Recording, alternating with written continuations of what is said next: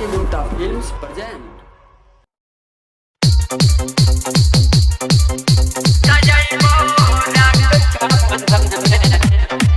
Presented by SLP Recording Studio.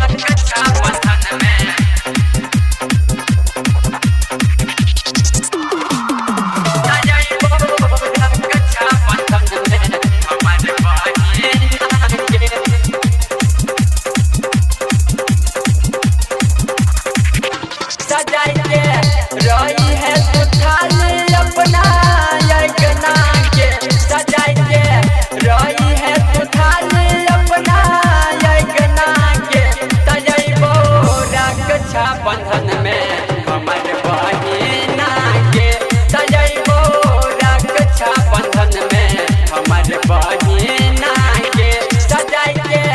रही है तो थाली अपना यज्ञना के सजाई के रही है तो थाली अपना यज्ञना के तजैबो रक्षा बंधन में हमर बहिना के तजैबो रक्षा बंधन में हमर बहिना के तजैबो रक्षा बंधन में तजैबो रक्षा बंधन में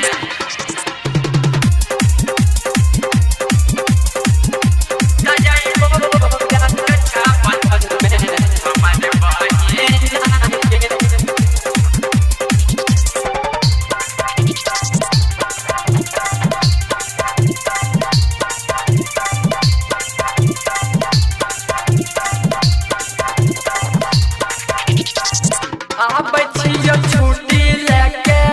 हम दान से थाली सजई है राखी लाल जनदान से लाल जनदान से बच्चियों छुट्टी लेके हम दान से थाली सजई है राखी लाल जनदान से लइबो तोरा सोना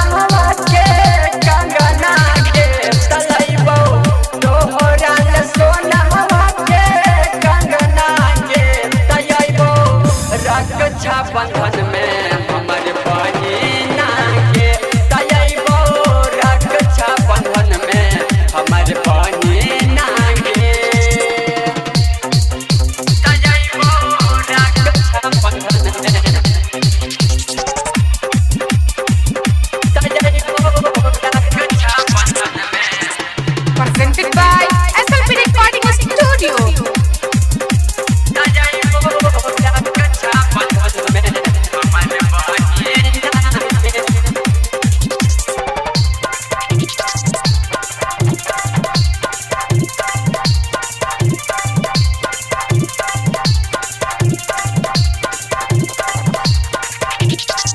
गोरे गोरे हाथ में राखी लगते सुंदर गे सोगो में ये गो दुलरी बहिना हमार के बहिना हमार के गोरे गोरे हाथ में राखी लगते सुंदर गे सोगो में ये गो दुलरी बहिना हमार के रोहित रंग रसिया पूरा करता पूरा करता वर मांगे तजैबो रक्षा बंधन में